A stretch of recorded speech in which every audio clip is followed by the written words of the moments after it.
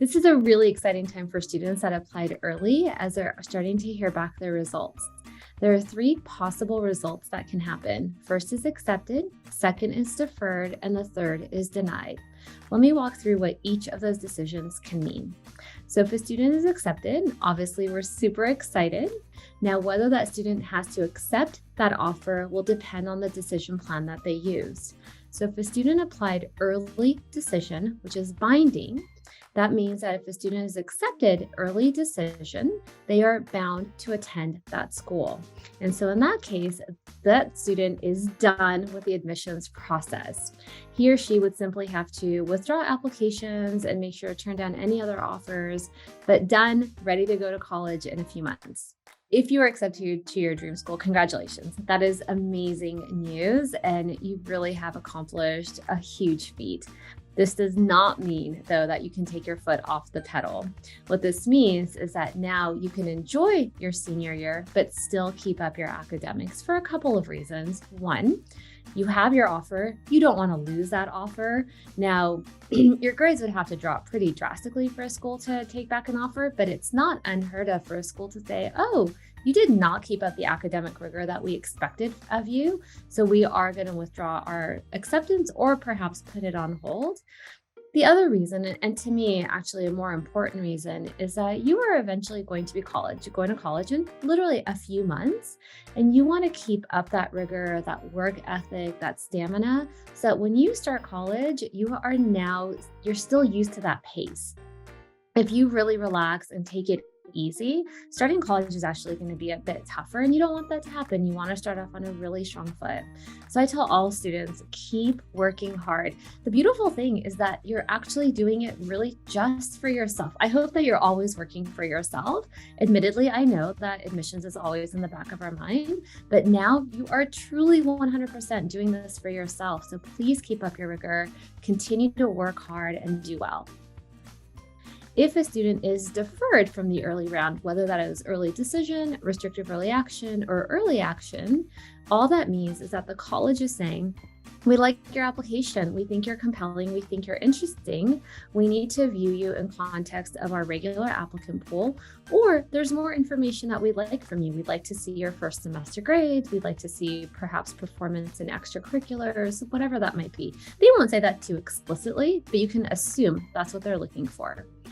So for those students, their application gets deferred. They are now free to submit applications to remaining schools. If they are accepted in the regular round, had they applied early decision before, they are now no longer bound to the school. So if they are accepted and had applied early decision, they can choose to attend that school, or they can choose to attend a different school. So the binding process goes away.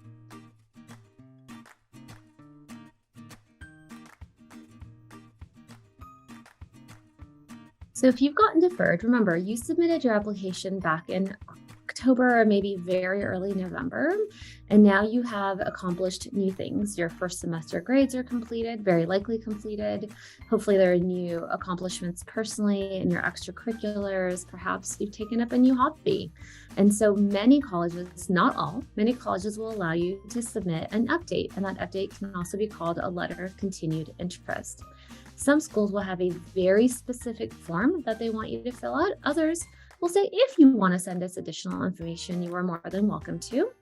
And remember, if you are now being compared to students who applied in the regular round, they will have 6 more weeks at least of information that they are also submitting.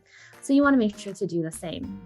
In a letter of continued interest, you want to include information, including perhaps academic performance, but I wouldn't spend too much time on that simply because your school will send in a mid-year report.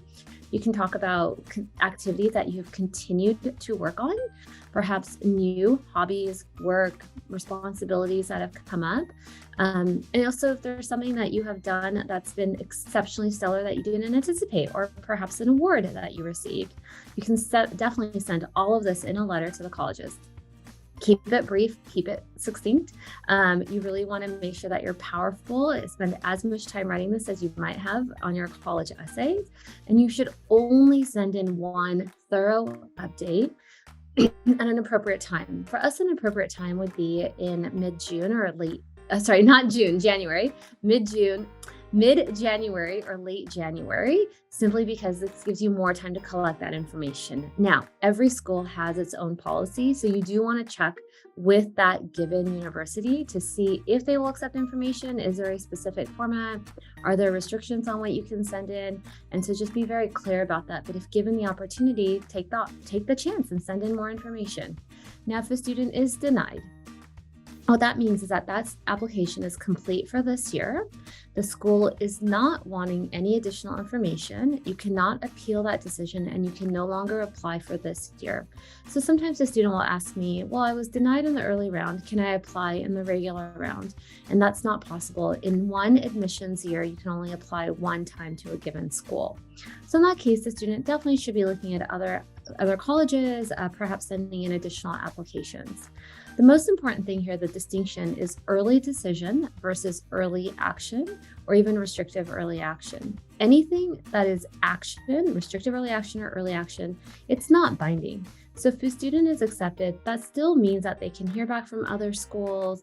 They do not have to withdraw any applications. Now, I certainly suggest to students that if you've been accepted early to a school that you know you're going to attend, don't apply to any other schools. Let other students have those spots, and it's just going to cause you less stress in the long term. So those are the 3 decision plans as well as the 3 decision results. Now, there are several other decision plans out there, but really the confusing part is when it comes to early decision, early action, and restrictive early action.